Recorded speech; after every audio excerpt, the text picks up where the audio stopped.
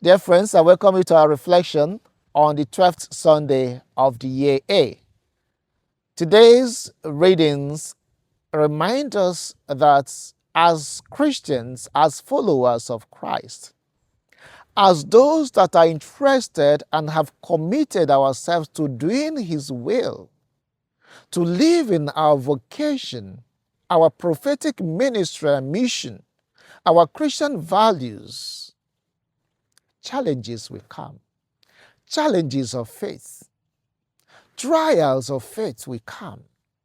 And when those come, what happens? How do we respond? Do we acknowledge them, then allow God to take charge? Or do we take charge ourselves? The readings today give us good examples on how to live those challenging moments, those moments of trials of faith.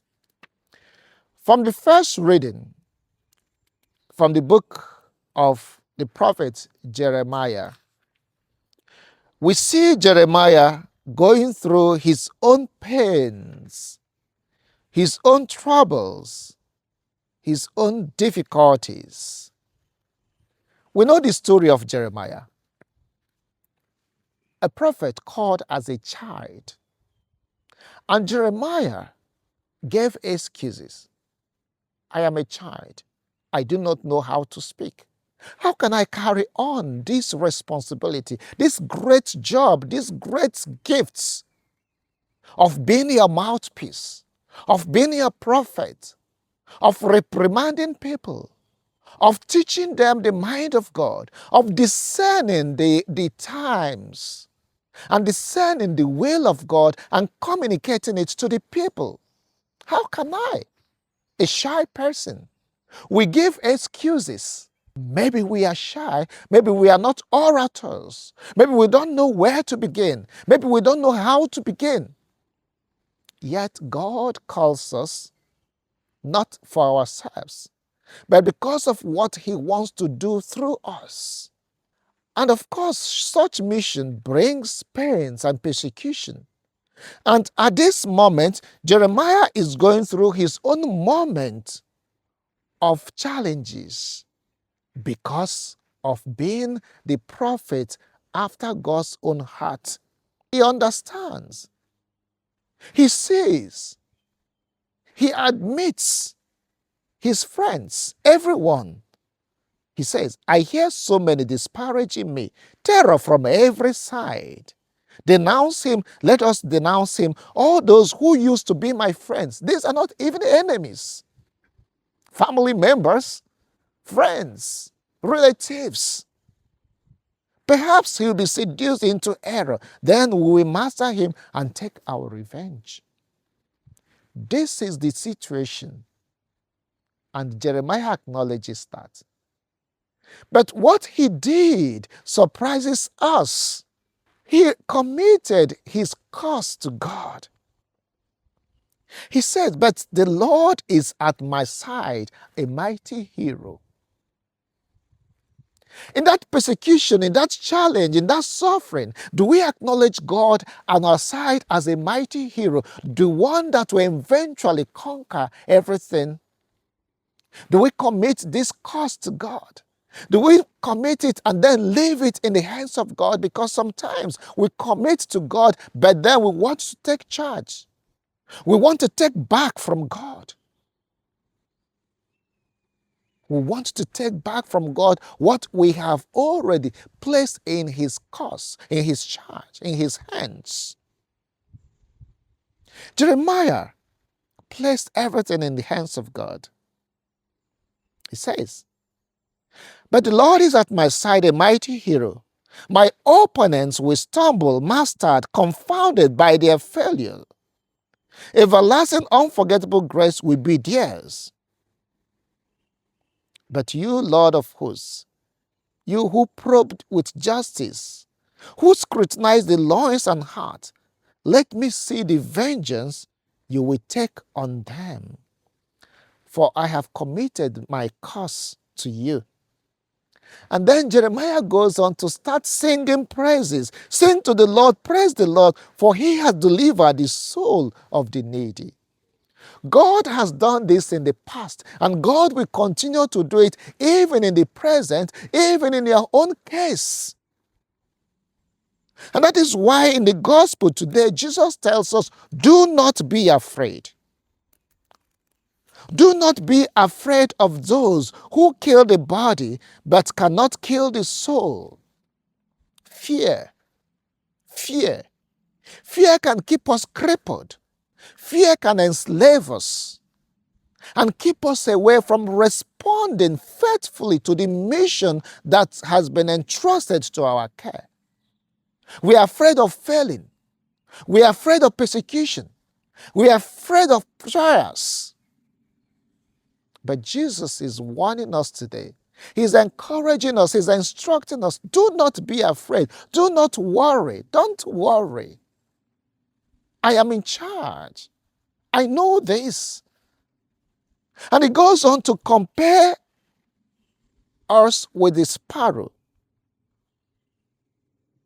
Can you not buy 2 sparrows for a penny, and yet not one falls to the ground without your Father knowing? And you are worth more than hundreds of sparrows. Listen to what he says. And yet not one falls to the ground without your Father knowing. He didn't say he will prevent them from falling to the ground. They do. But he is aware. The all-knowing God sees the persecutions, the trials of faith, the challenges, the problems, the predicaments that you are going through. He knows. And he cares, of course. The one who last Sunday we heard him inviting us to be participants in his mission of salvation is the one reminding us, and that is one thing I like about Jesus. He's not telling us that this is going to be free of any kind of troubles.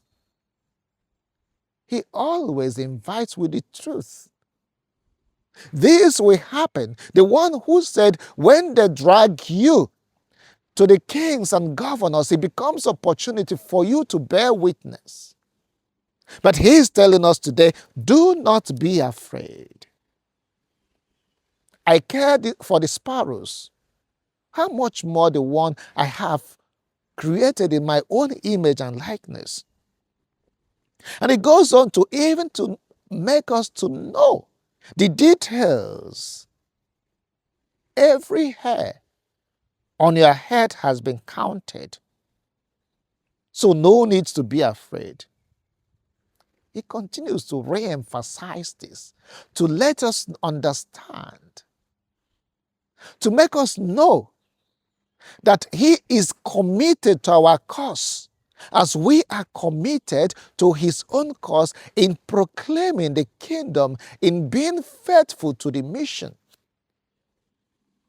But there's something that is still confusing, something that is still strange, and something that is disturbing, because he says, if anyone declares himself for me in the presence of men, I will declare myself for him before God.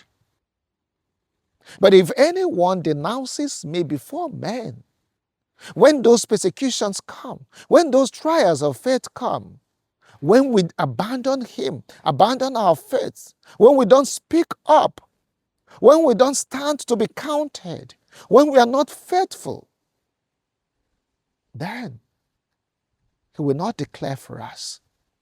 But we may ask ourselves, how do we declare for him? When we live and are true to the gospel values,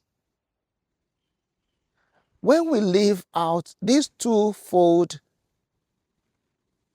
vocation of love, love of God and humanity, there is no way we can claim that we relate with God, we know God, if He's not shown in the way we live with others. The fruit of our prayer, the fruit of our relationship with God is seen in the way we live with the world, with your brother and your sister.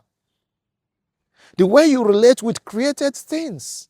You care for the earth. How are you doing that? Not necessarily when there is an extraordinary demand, but even saying the truth in little things, even reaching out to do the minute. A saint is not necessarily one who does a heroic act. Of course, it's part of it. But one who does little things, ordinary things, extraordinarily well. That is how we declare for him.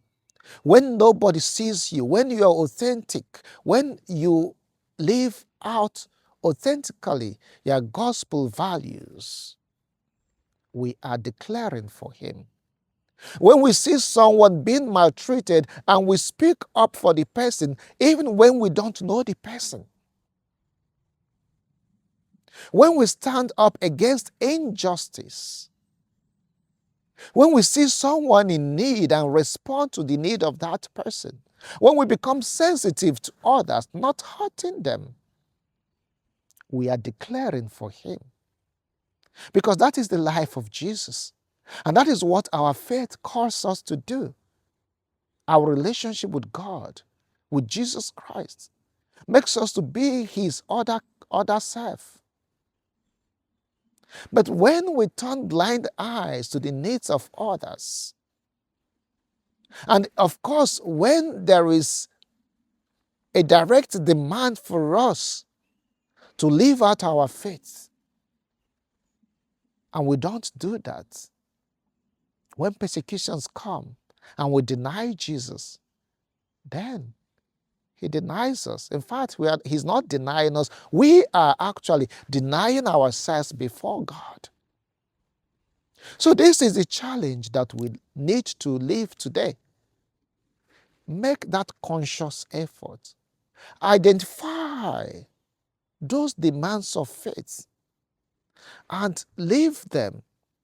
Unfortunately, in our world today, the world is becoming more hostile to the message of Jesus and to the Christians who bring the message. But how do we, as Christians, still propagate the life of Christ? Our lives should be the message. Our lives should be the gospel that people see, the gospel that they read, and then come to Jesus. That is what we are called to do.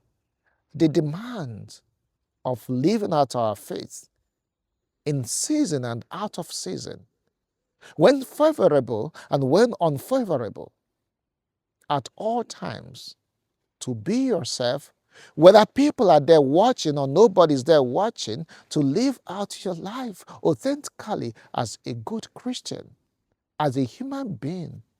This entire teaching is summarized in the second reading, St. Paul's letter to the Romans, where he tells us that though sin came into the world through one man, salvation has also come into the world through one man, through Jesus Christ, in the death of Jesus, in the suffering of Jesus. And he is the one inviting us to live for others as he has lived for us, to live for himself as he has lived for us. The one who gave himself entirely for our good is inviting us now to reciprocate that by living and declaring for him before others with the way we live our lives.